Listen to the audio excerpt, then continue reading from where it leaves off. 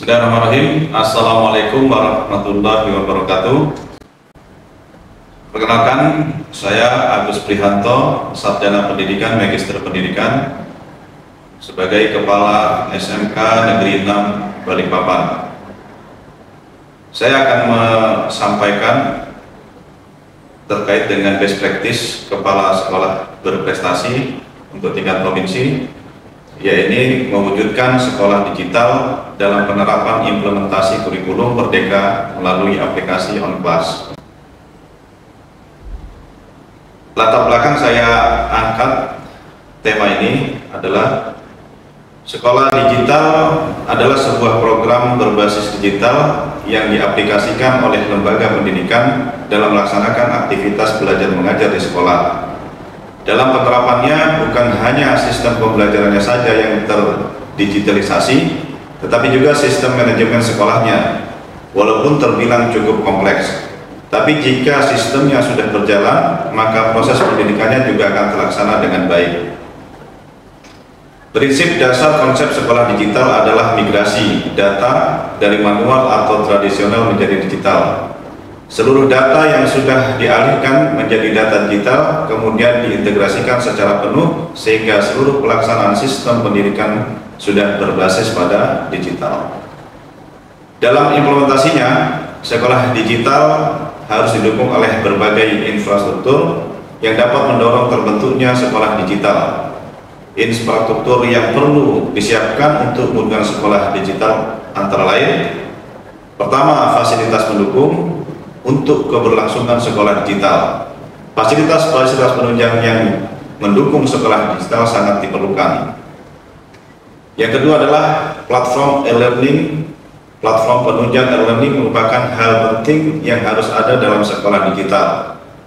Platform e-learning merupakan suatu platform yang menyediakan pembelajaran digital, dapat berupa streaming video maupun suatu forum diskusi online dengan bantuan perangkat elektronik seperti smartphone, laptop, tablet, dan lain-lain. Dalam sekolah digital, pembelajaran dapat diakses kapanpun melalui platform e-learning. Yang ketiga, school management system. Sekolah digital memerlukan sebuah sistem yang dapat membuat informasi yang kompleks menjadi sederhana. Yang keempat adalah kurikulum berbasis STEAM. Dikutip dari situs snp.kemendikbud.go.id, pembelajaran berbasis STEAM merupakan pendekatan proses belajar dalam sains, teknologi, engineering, art, dan matematik. Hal ini berkaitan dengan keterampilan critical thinking, creativity, collaboration, dan communication. Yang kelima adalah kompetensi guru. Pelatihan guru dan staf harus diupayakan untuk mengoptimalkan fungsi perangkat dan penguasaan terhadap skill yang dibutuhkan pada sekolah digital. Guru dalam era digital harus mampu menginspirasi serta memfasilitasi belajar dan kreativitas siswa, merancang serta mengembangkan pengalaman belajar di era digital. Untuk mewujudkan sekolah digital diperlukan adaptasi dan kolaborasi dari berbagai pihak, termasuk dalam hal ini adalah pemerintah. Digitalisasi pendidikan merupakan konsekuensi dan perubahan zaman. Penguasaan teknologi dan informasi di era digital ini sangat diperlukan dalam bidang belajar mengajar. Dengan adanya digitalisasi pendidikan, diharapkan dapat mendorong peningkatan kualitas belajar mengajar di bidang pendidikan serta meningkatkan daya saing global. Sekolah digital menerapkan kegiatan pembelajaran yang sudah menggunakan teknologi informasi dan komunikasi atau ICT untuk mewujudkan pembelajaran yang berdiferensiasi. Proses pembelajaran di SMK Negeri 6 Balikpapan saat ini masih menggunakan textbook, pulpen, dan kertas, sementara di sekolah memiliki aset seperti laptop 76 buah, lab komputer lengkap dengan isinya sebanyak 72 PC, bantuan dari Provinsi Kalimantan Timur.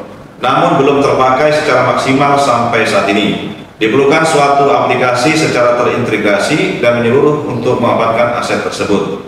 Salah satu aplikasi yang baik untuk diterapkan di SMK Negeri 6 Balikpapan adalah OnClass.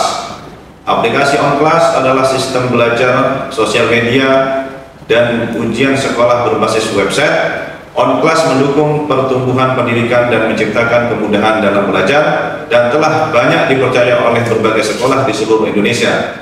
Guru tetap bisa produktif dan kreatif selama mengajar dengan sistem pembelajaran daring maupun luring. Tugas materi dan ujian bisa dilakukan melalui aplikasi kelas. Tantangan pada best practice ini adalah, yakni pertama pada tahap perencanaan. Untuk mewujudkan sekolah digital, seluruh bagian dalam manajemen sekolah harus paham betul pentingnya transformasi digital ini bagi sekolah. Mengacu pada hal tersebut, visi menuju digitalisasi sekolah bisa mulai disusun. Dengan visi yang jelas, seluruh bagian dalam manajemen sekolah diharapkan bisa menyusun program yang sejalan. Sebelum menyusun program, evaluasi dulu sumber daya sekolah, cari tahu hal-hal potensi yang bisa didorong dan kelemahan-kelemahan yang bisa diatasi dengan pengaplikasian ICT di sekolah. Pada tahap ini, penggunaan tools yang bisa meningkatkan produktivitas dan efisiensi bisa mulai dibiasakan. Inilah tantangan pertama yang dihadapi dalam tahap perencanaan. Setelah program perencanaan sudah disusun, tahap selanjutnya adalah menyediakan infrastruktur ICT dan fasilitas penunjang lainnya. Seperti yang dibahas pada konsep sekolah digital, infrastruktur dan fasilitas yang dibutuhkan diantaranya jaringan internet di lingkungan sekolah, tablet atau smartphone untuk siswa, seluruh fasilitas untuk membentuk ruang kelas digital, resource digital untuk pembelajaran, penerapan sistem blended learning, menerapkan learning management system dan school management system. Untuk mengaplikasikan learning management system dan school management system, pihak sekolah bisa menggandeng penyedia jasa. Sistem disediakan penyedia dan pihak sekolah hanya perlu mengadopsi sistem tersebut. Pada tahap ini, guru dan seluruh bagian dalam manajemen sekolah harus mempelajari bagaimana menggunakan setiap perangkat. Biasanya akan dilakukan pelatihan teknis untuk memahami cara kerja software dan hardware penunjang. Selanjutnya, para siswa yang dilatih dan dibiasakan untuk menggunakan sistem dan memanfaatkan fasilitas ICT yang sudah disediakan. Supaya pelaksanaan program berjalan dengan lancar, pihak sekolah juga perlu menyediakan teknisi ICT untuk mengelola segala fasilitas yang ada. Inilah tantangan kedua yang dihadapi sekolah. Tantangan yang ketiga yang dihadapi adalah pengembangan kompetensi guru. Pada tahap sebelumnya, seluruh guru dan staf mendapat pelatihan teknis berkaitan dengan penggunaan perangkat. Pada tahap ini, level pelatihannya harus dinaikkan. Guru tidak cukup hanya sekedar bisa menggunakan alatnya. Mereka juga perlu mendapat pelatihan untuk mengoptimalkan fungsi-fungsi perangkat yang ada dan menguasai sejumlah skill pada bidang ICT. Dengan naiknya kompetensi guru di bidang ICT, pelaksanaan praktik sekolah digital akan lebih optimal. Tantangan keempat yang dihadapi adalah kurikulum harus diperbaharui. Kurikulum harus sudah mengadopsi kebutuhan pendidikan 4.0. Tema-tema ICT juga wajib dimasukkan jadi bagian dari kurikulum. Setiap elemen, baik itu staf sekolah, guru, murid, maupun orang tua atau wali murid, kepentingannya sudah diakomodasi dengan baik menggunakan sistem yang berjalan. Tantangan kelima adalah sejumlah transformasi harus segera dilakukan. Misalnya, satu, peran guru yang sebelumnya sekedar menjadi penyampai materi pembelajaran harus shifting menjadi fasilitator, pengarah, dan mitra belajar para siswa. Kedua, aktivitas pembelajaran berpusat pada siswa. Ketiga, pembelajaran dipersonalisasi. Lebih banyak menjalankan proyek untuk membiasakan siswa memecahkan masalah dan memicu kreativitas untuk berkarya atau menemukan sesuatu. 4. Pembelajaran dilakukan secara kolaboratif. Pihak sekolah bisa lebih aktif menjalin kemitraan dengan berbagai organisasi, lembaga, atau perusahaan demi meningkatkan value pendidikan di sekolah. Kemudian aksi yang saya lakukan untuk mewujudkan sekolah digital di SMK Negeri 6 Balikpapan melalui beberapa tahap aksi, yaitu aksi tahap pertama. Pada tahap ini SMK Negeri 6 Balikpapan sudah menghadirkan ruang kelas digital untuk mendukung proses belajar mengajar. Sejumlah fasilitas ICT standar sudah disediakan. Beberapa hal penunjang yang disediakan pada tahap ini adalah: 1. Konten digital yang berkualitas sebagai bahan ajar guru. 2. Menyediakan sejumlah proyektor dan perangkat komputer bagi guru pengajar. 3. Fasilitas lab komputer yang mumpuni. 4. Akses wifi di area sekolah. 5. Website official. Aksi tahap 2 Pada tahap ini, digitalisasi SMK Negeri 6 Balikpapan mulai diterapkan lebih menyeluruh. Interaksi digital juga akan berlangsung lebih masif. Untuk mencapai tahap ini, perangkat software maupun hardware yang dibutuhkan akan lebih banyak lagi dan sudah mulai dipersiapkan, seperti learning management system, perangkat smartphone atau tablet bagi siswa, papan tulis interaktif, materi pembelajaran dalam bentuk buku sekolah digital, konten pembelajaran digital yang interaktif, school management system. Pada tahap ini konsep sekolah digital di SMK Negeri 6 Balikpapan sudah mulai terlihat jelas prakteknya. Kemudian aksi tahap 3. Pada tahap ini SMK Negeri 6 Balikpapan didorong lebih maju lagi untuk bisa 100% digital. Semua fasilitas pada tahap sebelumnya dioptimalisasi dan tema-tema digital mulai dimasukkan menjadi bagian dari pembelajaran. Kemudian hasil dari best practice ini adalah aplikasi sekolah digital SMK Negeri 6 Balikpapan berbasis on-class menuju semua kegiatan dalam sekolah, tidak hanya dalam pembelajaran luring, tapi juga daring. Sekolah digital SMK Negeri 6 Balikpapan mempunyai dashboard untuk kepala sekolah, guru, dan siswa. Dari dashboard kepala sekolah dapat terpantau jumlah siswa yang mengikuti pembelajaran maupun yang tidak mengikuti, jumlah guru dan nama guru yang sedang melakukan pembelajaran, guru yang memberikan tugas, jumlah modul, jumlah pekerjaan siswa, percakapan guru dan siswa melalui chat. Hal tersebut memudahkan kepala sekolah untuk melakukan pemantauan pembelajaran secara langsung. Guru dapat memanfaatkan sekolah digital SMK Negeri 6 Balikpapan untuk pembelajaran interaktif, memberikan modul pembelajaran, memberikan tugas, serta memberikan ruang konsultasi. Dalam pembelajaran, guru dapat melaksanakan diskusi secara online, dapat melihat peserta didik yang mengikuti pembelajaran, sedangkan untuk penilaian, guru dapat memilih menu penilaian online. Di menu ini, guru dapat membuat paket soal serta menjadwalkan kapan ujian tersebut akan berlangsung. Pada akhir pembelajaran, guru mendapatkan jurnal mengajar yang berisi rekaman proses pembelajaran yang telah dilaksanakan.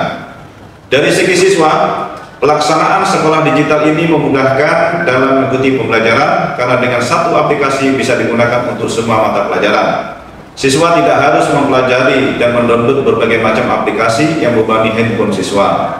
Dalam aplikasi sekolah digital on-class ini terdapat menu status belajar interaktif. Menu tersebut berisi 3 fitur, yaitu open, proses, dan close. Open berarti kelas interaktif siap untuk dimulai sesuai jadwal.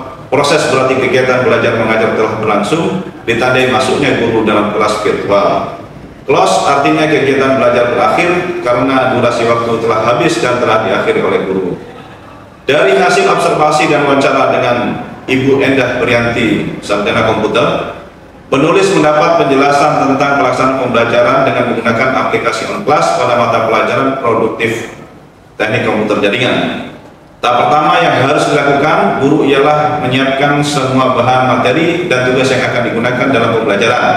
Setelah itu membuka aplikasi, kemudian membuat jadwal pembelajaran yang disesuaikan dengan jadwal yang telah ditetapkan oleh sekolah.